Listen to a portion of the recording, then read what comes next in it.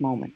So the conjunction is how they are intersecting. Is that accurate? Yes. Okay, and then the squared is how they are mirroring each other. Yes, it's if you look at um, the journey, it's a 360-degree circle as planets travel around through the zodiac. And so a conjunction is when they're sitting right next to each other. Okay. And then it moves 90 degrees to the square. Right. Okay. And then it'll move another 90 degrees to the opposition. Mm-hmm. So those are called aspects. And that is when at those moments of intersection, mm-hmm. a conjunction, a square, an opposition, and then it comes again to another closing square until it finally comes back around to the conjunction, right. are moments of particular tension. Those are those create a quality that's unique to that sort of intersection of those planets and how they are vibrating, mm-hmm. in a sense. So what we're seeing now is an ongoing, continuing outworking of what we experienced even in the 60s. So just look at what's been activated with marriage equality and gender, and the coming forth of what's been sort of pressure cooked for women to come out and go, we will not be put back in that box. We will not be put back in that place where we're wounded. Mm-hmm. We are not wounded, mm-hmm. and we won't be treated as such. We won't be objectified. So I'm quite passionate about this, as you can tell. Absolutely, and I agree with you, and I love your passion, and I love that you're sharing such deep, thorough wisdom in all of these different places. You said we are not wounded. And isn't it very interesting that in the Bluebeard, it's like she hid the key out of shame and fear, and mm-hmm. and it just kept bleeding. Like, you can't unring that bell. You cannot unring the place where there is a wound within you, and then something begins to rise up. It's this place of, I will not be wounded again. I must fight for myself. I must become the sovereign, would we say virgin? Would we say, those archetypes are very, very particular. What archetype would you use there? Well, it's interesting because I think about the difference between innocence and naive. Yeah. There's in a sense, it's a phrase I've heard used also of like, it's time to re-enchant the world. We've disenchanted the world with our rational mind and our technology, and it's that whole thing of bringing art back into medicine. It's not just the science of medicine; it's the art, it's the medical arts. So it's how do we, in a sense, that there is some innocence to that, but being innocent isn't being naive. And I just want to go back. When I said we're not wounded, that doesn't dismiss trauma or things that have been, genuine pain and wounding. Yeah. But I guess what I feel is like we won't be put back into that place of that I am partial. Right, that I am just naive to the wound rather than I'm awakened to the wound. Right. Either, or you're just innocent to the wound rather than you are naive to the wound. It's almost like this maturity piece. Is it a continuation? It's like there's an awakening piece, and if you continue to walk in this naive place where you're almost where you're unconsciously or consciously hiding it out of fear, out of shame, so on and so forth, and not getting the support, not at least acknowledging that it exists in your psyche, and bringing on the things that would support you to open this for yourself. Because I do not know a woman on this planet who does not carry this in a personal way and in a collective way. Yes. And so, this is why healers like you, like myself, like all of the sisters that gather around here, we all have medicine that is not just something that has come through us as our own personal healing, but it also continues to come through us as an offering to the sisters around us. And if we can allow the sisters around us to come into a place of, you do not need to be ashamed of your personal and your collective wound. You do not need to be afraid of your personal and collective wound, because we are here and your medicine is within you. And we, this is the reason why you have a practice, why I have a practice, is so that we can be of service to facilitate the opening of the gift of her sovereignty.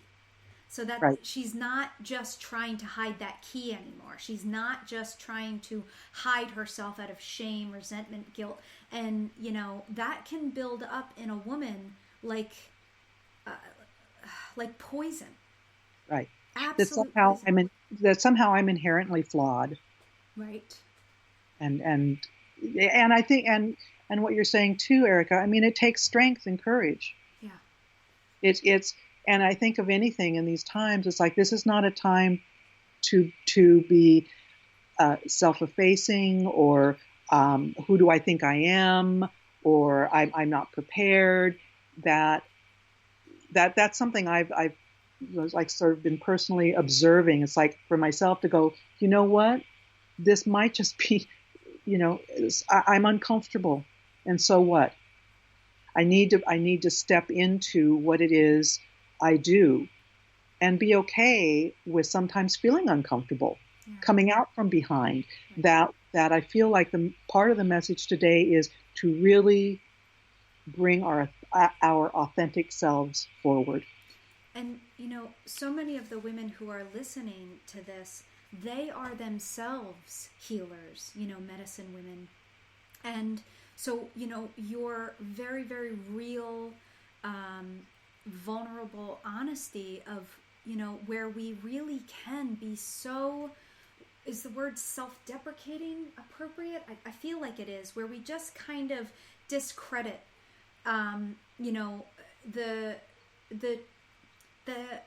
our own journey, the trainings that we've had, it was good for me, and, I'm not really perfect at it, and, who could really use that, or I shouldn't charge this much, or, we really don't, where we really could get into a place of dishonoring what it is that we have and who it is that we could be blessing by holding our gifts. So it's like a double sword, it's almost like our wounding holds the healing, the medicine in there, not just for us, but for the women around us. And as medicine women, I feel that the more and more that we can speak this place of, yes, it takes a lot of courage to even just go to a training. Yes, it takes a lot of courage to hang up your shingle, to have a website, to have a button on your website that says contact me, because now you're out in the open. You're out there, and so to just allow there to be a place of honor in just recognizing the wounds that you've had, doing the work that you can to support it, to move it, to heal it, to bring the sovereignty into your life, and then share it freely as a gift to the sisters around you.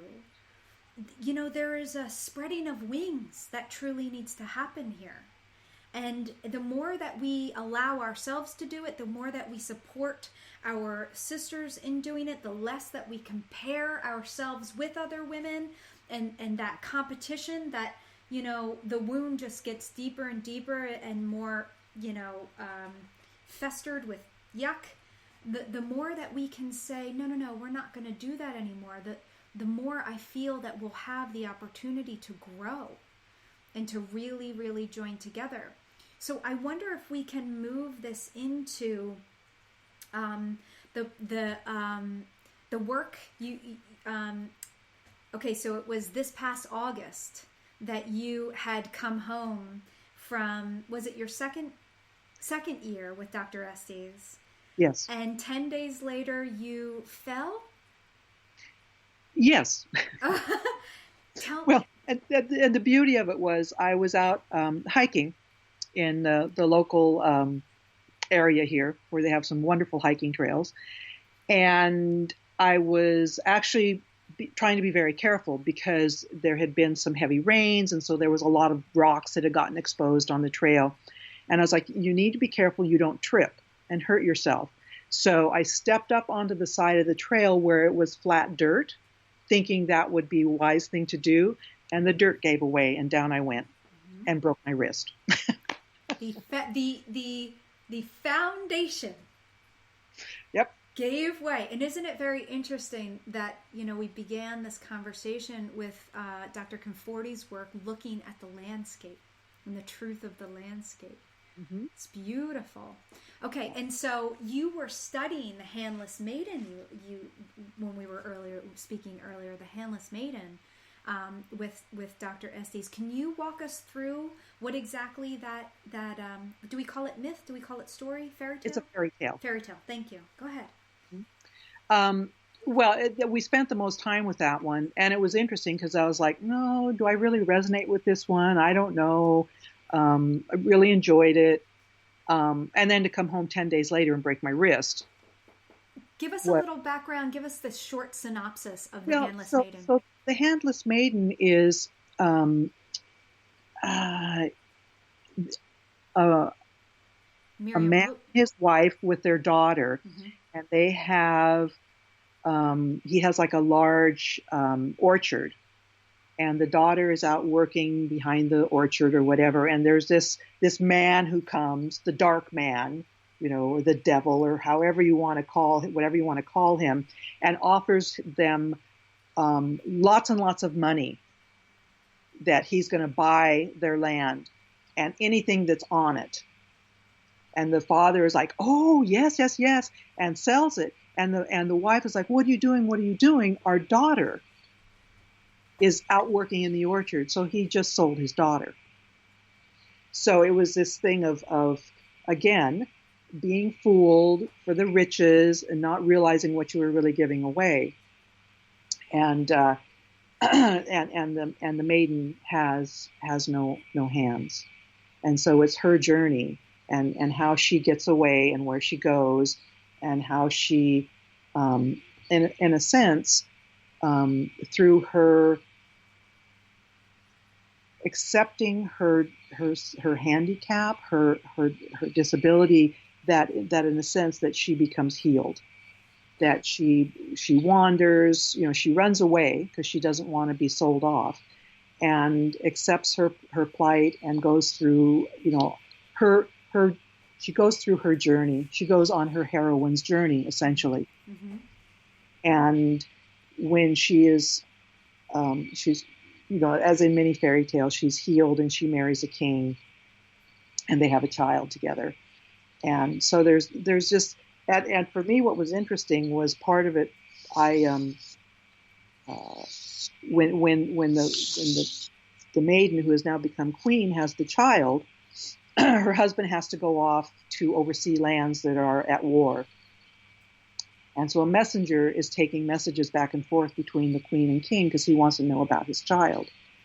And of course, when the messenger is going and he gets near a river, this dark man is going to intercept him. So he makes him fall asleep so he can change the message.